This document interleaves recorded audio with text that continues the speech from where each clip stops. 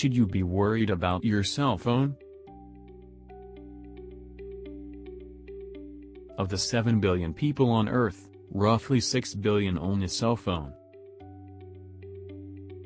Which is pretty shocking, given that only 4.5 billion have access to a working toilet.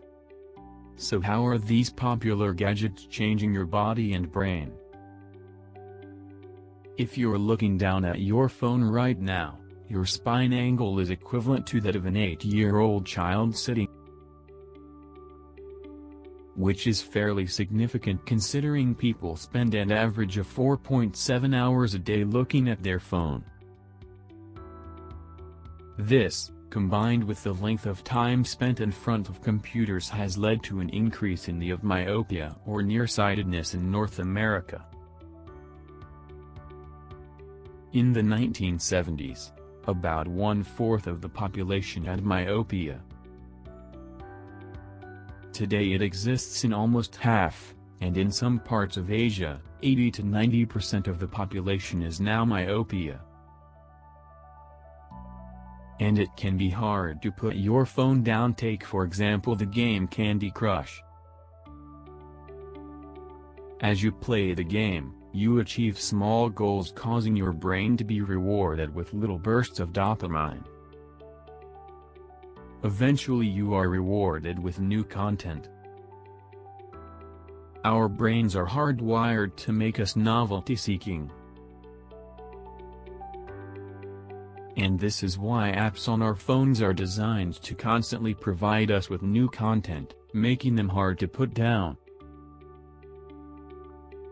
93% of 18-29-year-olds use their smartphones as a tool to prevent boredom, unlike other activities like interacting with people around them. This has created the new term nomophobia, the fear or anxiety of being without your phone. We also see a change in brain patterns. Alpha rhythms are commonly associated with wakeful relaxation, like when your mind wanders off. Whereas gamma waves are associated with conscious attentiveness. It can be said that during a phone call, the power of these alpha waves increases significantly.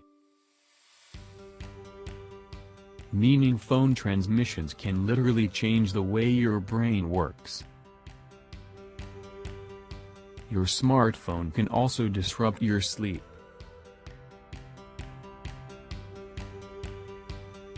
Studies have shown that people who read on their smartphone at night have a harder time falling asleep.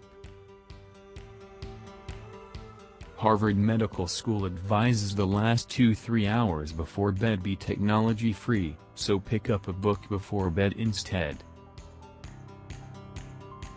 Of course, smartphones also completely change our ability to access information, most notably in poor and minority populations.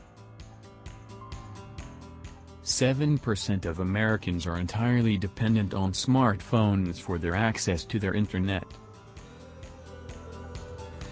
A 2014 study found that the majority of smartphones owners use their phone for online banking, to look up medical information and searching for jobs. So while phones are in no way exclusively bad, and have been a part of positive change in the world, there's no denying that they are changing us. But, many successful people have now decided to take smartphone vacations in order to increase productivity.